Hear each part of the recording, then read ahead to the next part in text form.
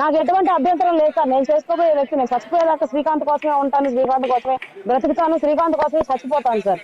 అతని కోసం నేను ఇంకా నాకు ఆప్షన్ లేదు. నేను బతికితే అతని దగ్గరే బతకాలి, అతని దగ్గరే ఇచ్చేయాలి. ప్రేమించాను, నన్ను ఇంట్లో ఉన్నదాన్ని వీధిలో పడేశారు అందరు కలిసి. మేడం మిమ్మల్ని ఇవాళ మీరు కష్టాల్లో ఉన్నారు కాబట్టి అరుణ గారు మీరు ఇవాళ కష్టాల్లో ఉన్నారు కాబట్టి మిమ్మల్ని ఏడిపించో మిమ్మల్ని ఇంకా ఇబ్బంది పెట్టి మిమ్మల్ని గ్రిల్ చేసి ఇష్టం వచ్చినట్టు అడిగి మిమ్మల్ని ఇబ్బంది పెట్టడం నా ఉద్దేశం కాదు, మా ఛానల్ కూడా ఉద్దేశం లేదు. ఒక మహిళగా మీ ఆవేదన ప్రపంచానికి తెలియాలి. వన్ సైడెడ్గా ఒక మహిళని ఇష్టం వచ్చినట్టు దూషిస్తూ ఉన్నారు, అది కరెక్ట్ కాదనే ఉద్దేశంతో మీతో ఇంతసేపు మాట్లాడిస్తున్నాం. కానీ ఇందాక మీరు అన్నారు ఆ వీడియో కిటికీలోంచి ఎవరో మాకు తెలియకుండా తీశారు అని. కానీ వీడియోని ఇప్పుడే నేను ఒకసారి చూస్తున్నాను నేను లైవ్లో.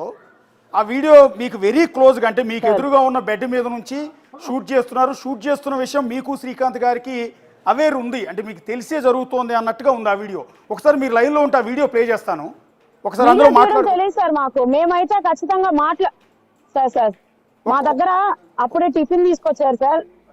ఓకే సార్ ఒక్క నిమిషం సార్, నేను చూసాను సార్. అది వీడియో నేను చాలా సార్లు పరిశీలించాను.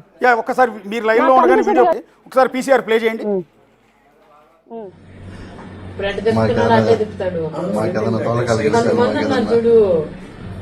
షుగర్ వాళ్ళకి అప్పుడు అందుకని బాగలేక రాలేదు. అది చేస్తున్నట్లేదు రికార్డు.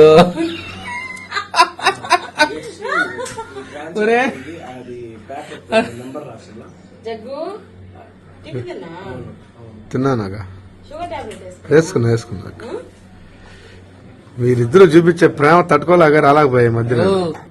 ఏ దొంగ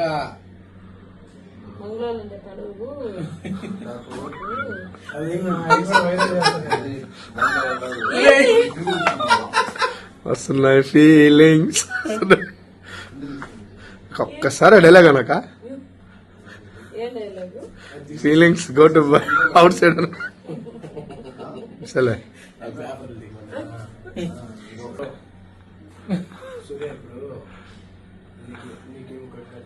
అయ్యో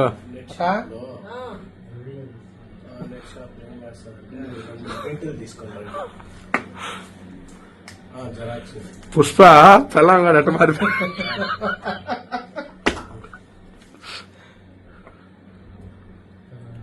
ఎమ్మెల్యేనా హోమ్ మినిస్టర్ చేసి తీసుకొస్తాను వీడు. లేదక్క పుష్ప సినిమా నువ్వు చూసావు కదా, దాన్ని బట్టి ఫాలో అయిపోతున్నట్టు నువ్వా?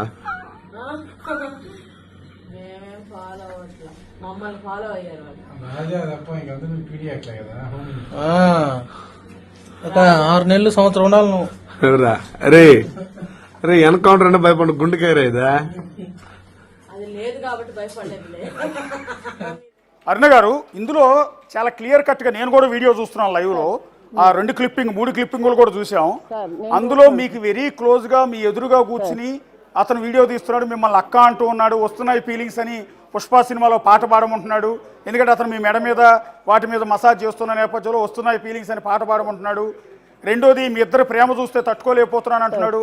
మీరు కూడా అతను వీడియో తీస్తున్న విషయం గమనించి కొంగుతో ముఖం కప్పుకునే ప్రయత్నం కూడా చేస్తున్నారు. అంటే ఈ వీడియో మొత్తం మీకు తెలిసే తీశారు అనేది అక్కడ అర్థమవుతోంది.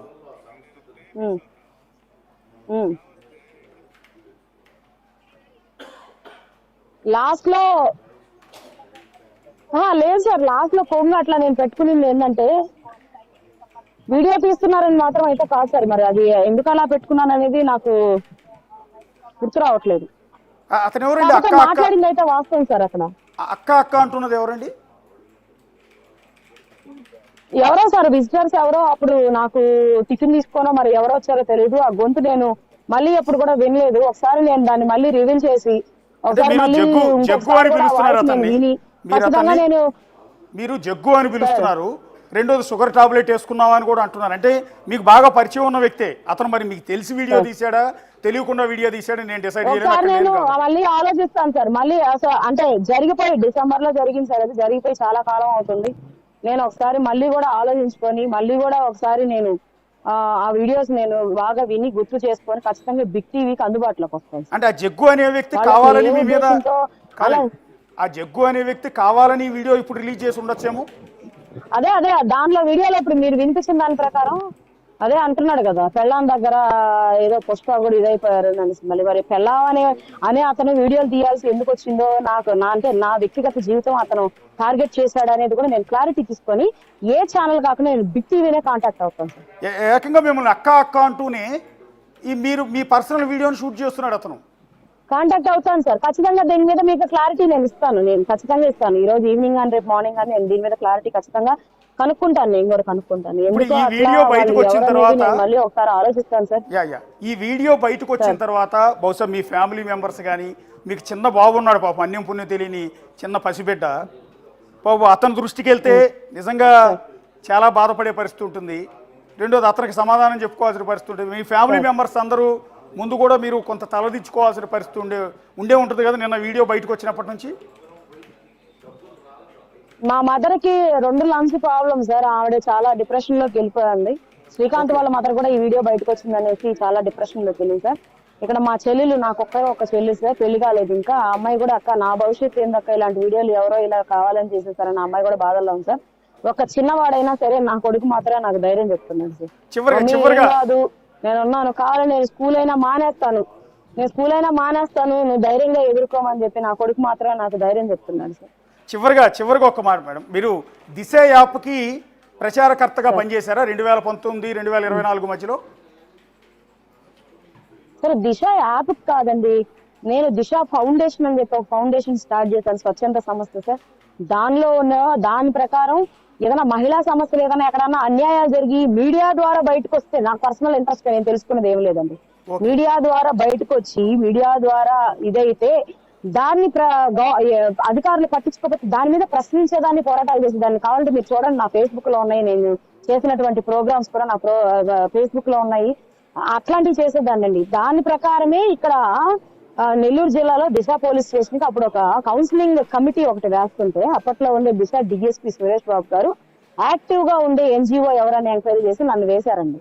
ఆ ఎన్జిఓ ఒకరు, ఎల్డర్ ఒకరు, ఉమెన్ ఎస్ఐ ఒకరు, డిఎస్పీ మహిళా పోలీస్ స్టేషన్ డిఎస్పీ, ఒక డాక్టర్, ఒక సైకాట్రిస్ట్ డాక్టర్, ఒక ఏఎన్ఎం, ఒక సైకాట్రిస్ట్, లాయర్, అడ్వకేట్ అనుకోండి. ఈ కమిటీతో వేసినటువంటి కౌన్సిలింగ్ అది ఏదైతే ఉందో దానికి నేను అఫీషియల్ ఫ్యామిలీ కౌన్సిలింగ్ మెంబర్ గా ఉండి, దాని పర్పస్ 2 సార్లు నేను స్టేషన్ కి వెళ్ళి కౌన్సిలింగ్ అటెండ్ అయ్యేదాన్ని తప్ప ఇంకా ఎప్పుడు కూడా నేను పోలీస్ స్టేషన్స్ కి వెళ్ళి కానీ ఫలానా చెయ్యండి కానీ అని నేను పోలీసు వాళ్ళని ఈ ఛానల్స్ వాళ్ళు చూపిస్తున్నట్టు నేను బెదిరించడమో బ్లాక్మెయిల్ చేయడమో లేదండి. ఒక్క పోలీసు వాళ్ళని నేను ఏదైనా గట్టిగా మాట్లాడినా కూడా నన్ను వెంటనే కేసు కట్టి లోపలేస్తారండి. సోషల్ మీడియాలో మీరు నల్లపురెడ్డి ప్రసన్న కుమార్ రెడ్డితో నడుస్తున్న వీడియోలు, రోజా గారిని కలిసిన వీడియోలు, విడుదల రజనీ గారిని కలిసిన వీడియోలు, జగన్ గారితో కలిసిన ఫోటోలు, అంటే వైఎస్ఆర్ కాంగ్రెస్ పార్టీలో ఉన్న ప్రముఖులు, మంత్రులు, ఎమ్మెల్యేలతో దిగిన ఫోటోలు, వీడియోలు అన్నింటినీ కూడా సర్క్యులేట్ చేస్తున్నారు సోషల్ మీడియాలో. అంటే వైఎస్ఆర్ కాంగ్రెస్ పార్టీతో ఏమన్నా మీకు సంబంధం ఉందా? నేను ఒకటే అడుగుతాను సార్, ఇప్పుడు ఒక మంత్రి అంటే గొప్ప, ఒక సెలబ్రిటీ అంటే ఒక సినిమా యాక్టర్ ఈ రోడ్డు మీద పోతుంది, నేను పోటీ పడి వెళ్ళనా అండి ఫోటో దిగేదానికి? ఒక మంత్రి వెళ్తున్నారు, వాళ్ళ ఇంటికి వాళ్ళ దగ్గరికి నేను వెళ్ళి సార్ మేడం ఒక ఫోటో ఇవ్వండి అని అడగనా అండి? అట్లే నేను కూడా తీసుకొని ఫేస్బుక్ లో పెట్టుకున్నానండి,